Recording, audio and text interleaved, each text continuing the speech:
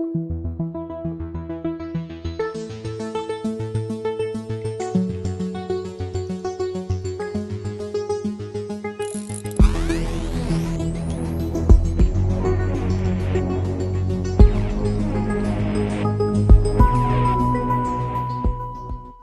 yeah. New research. This is from the Washington Post. New research explores the, I like the way they put it, the authoritarian mindset of Trump's core supporters. I'm certainly not mocking the terms. I just wish that it could change from authoritarian. I guess that's the official sociological term, sociological/political term to use. But to me, it's all fascism. Once a fascist, always a fascist, right? Anyway, data reveal these enormously high levels of anti-democratic beliefs that are prevalent with the backers of King Rat. And the research also points out that these brain-dead son of a bitches are going to be a potent voting bloc in the future. And as the Post points out, King Rat's response to the coronavirus pandemic has been a catastrophic failure.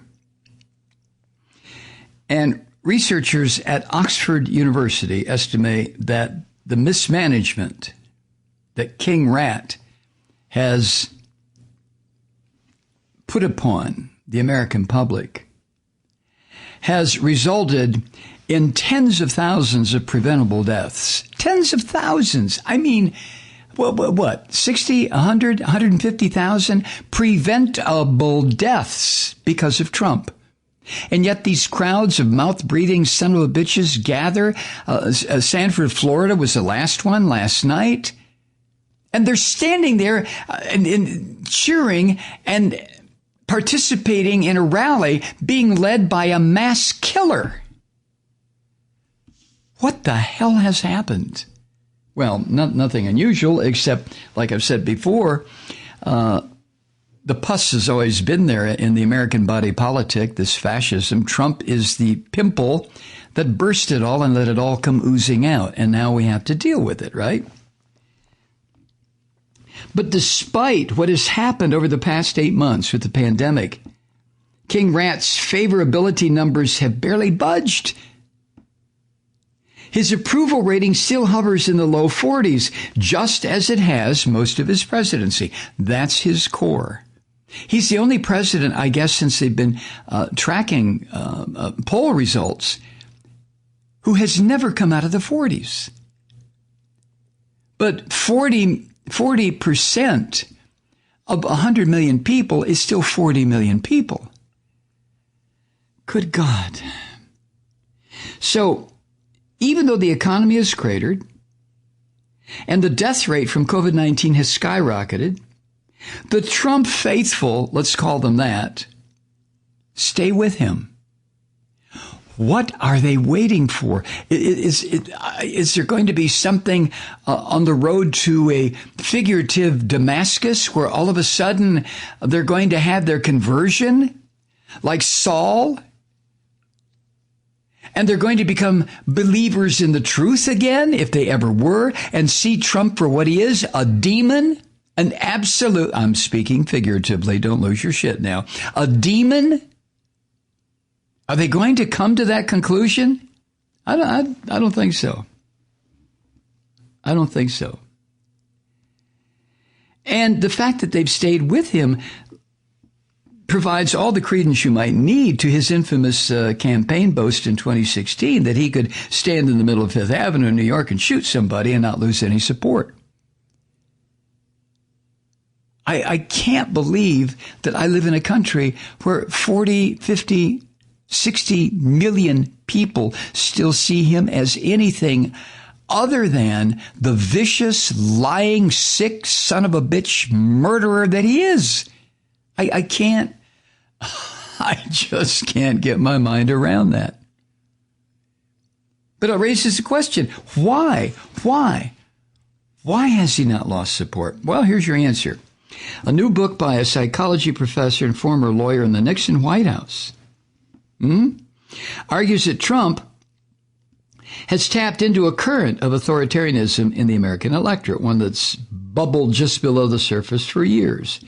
No kidding.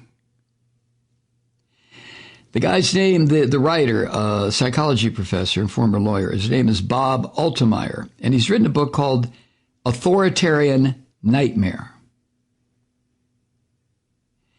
And apparently John Dean had some input into this book.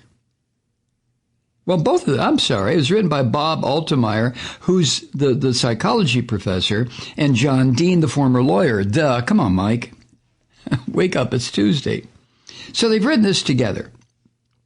And they put together data from a previously unpublished nationwide survey showing this, to me, incomprehensible desire for a strong authoritarian leader among the Republican voters.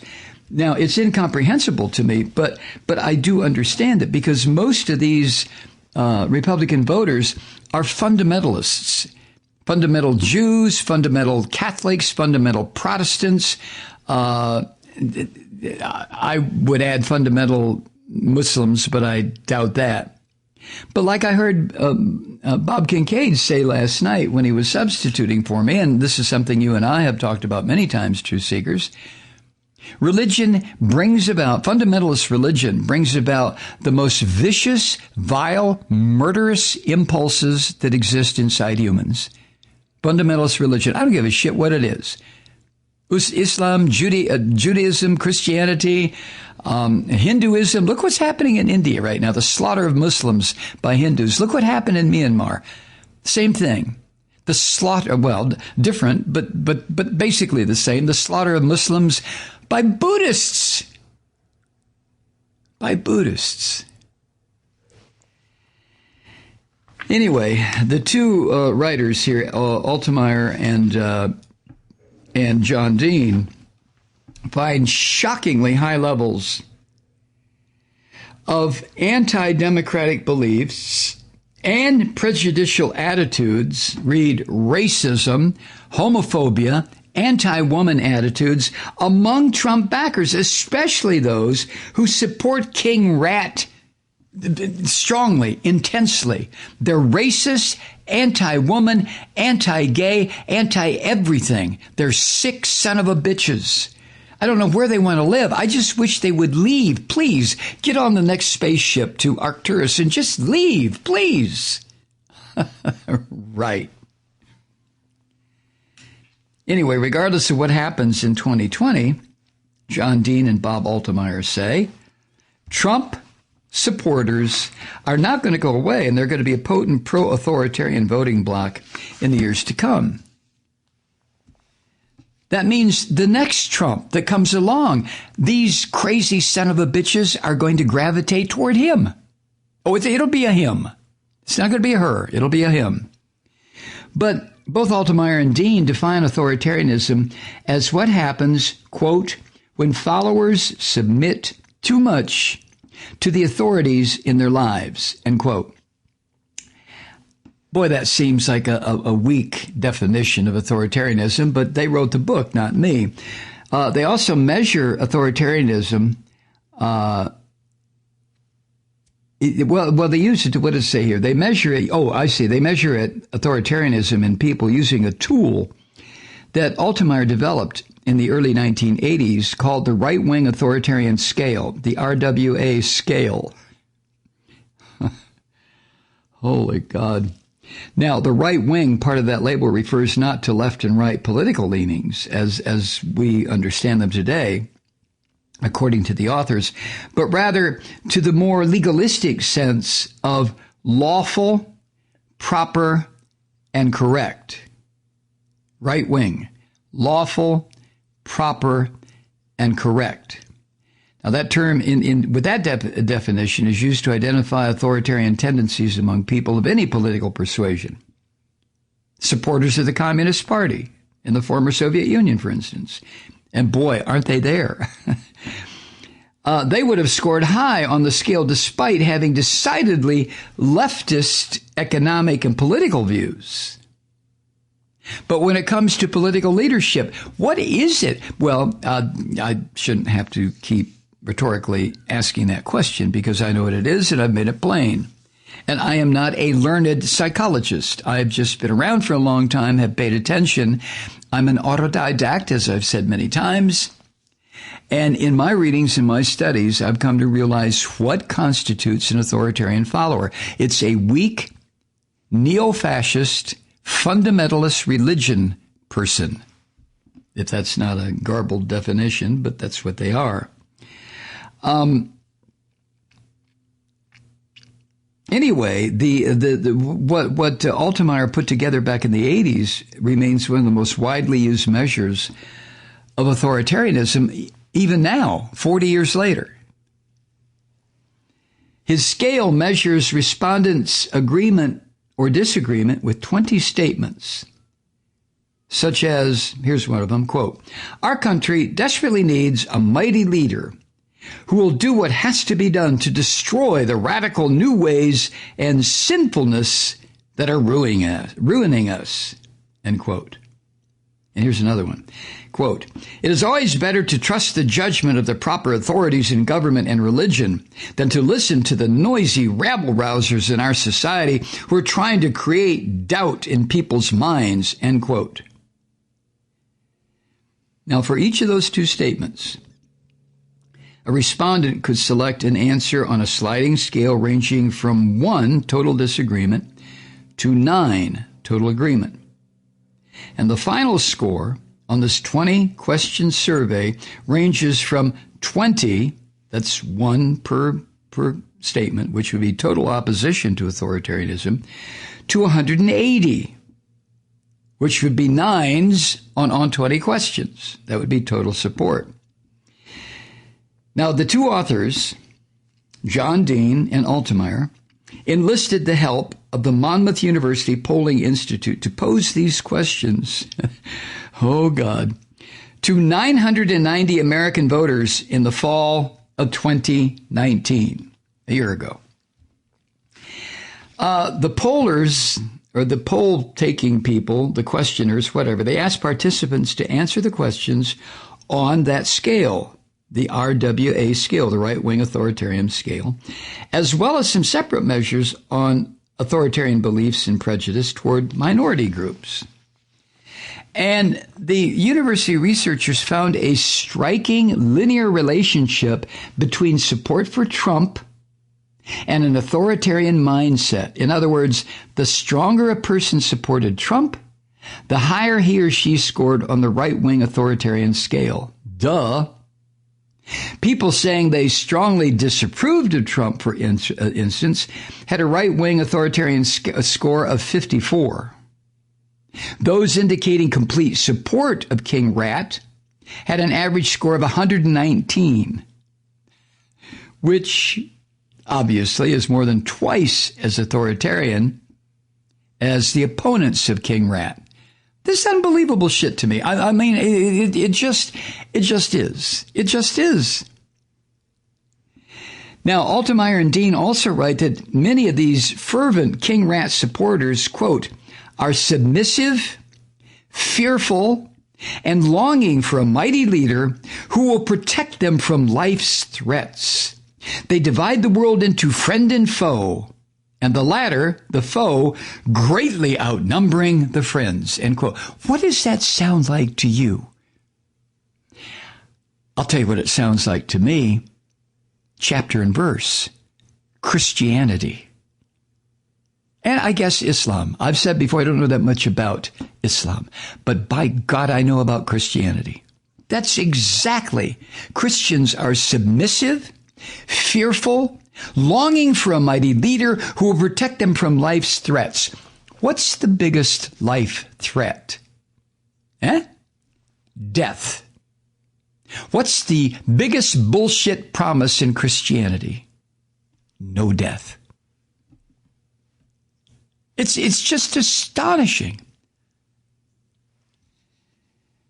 But it's not a surprise to me, and it should not be to you. After all these years, you know, and I certainly know, that fundamentalist religion equals Nazism, totalitarianism, whatever you want to call it. Man. So, King Rat's personal authoritarian attitudes are, at this point, well established. And experts across numerous academic fields, according to what I have here, warning that his attacks, King Rat's attacks on basic democratic principles, present a clear danger to the American political system. Yeah. Now, you know what really freaks me out? His beliefs, of course, and his actions are meaningless without the support of millions of followers. That's understood. Hitler would have been a goddamn house painter all of his miserable, putrid life, except that he wasn't, because he had a whole nation follow him, which is what Trump is striving toward. But saying that Trump and his attacks on basic democratic principles is a clear danger to the American political system. Well, again, how long ago did you come to that conclusion, truth seeker? Huh? Before the rat son of a bitch was elected? Me too. This is not new stuff. I mean, okay, I appreciate what Altemeyer and John Dean have written. I'm sure it's a great book. I'm sure they have just ample volumes of research to back up what they've written. But you knew this, and so did I. And we know it now, and you can see it every time King Rat has one of his filthy Nuremberg-style rallies. This is not news to you and me. Altemeyer and Dean also put in their book, according to the Washington Post, quote, Donald Trump only has the power to flaunt American institutions, treaties, and laws because he has a large dedicated base who will believe whatever he says and do whatever he wants, end quote. Hitlerism, Stalinism, Maoism, Pol Potism. Here it is, Trumpism. They'll do whatever he says, and that's why I keep saying, prepare and remember the 3rd of November. Hi, Truth Seekers. Mike Malloy here. As you know, we've switched formats and are now broadcast exclusively on the Progressive Voices Network. So that means you get fewer program interruptions, no corporate commercials, and lots of profanity. But our format change also means some of our radio listeners no longer hear the program. It's been a while since I mentioned our podcasts, so you may have forgotten that there is a way to listen to this program anytime you need a good dose of screaming. Visit MikeMalloy.com and subscribe to our podcasts.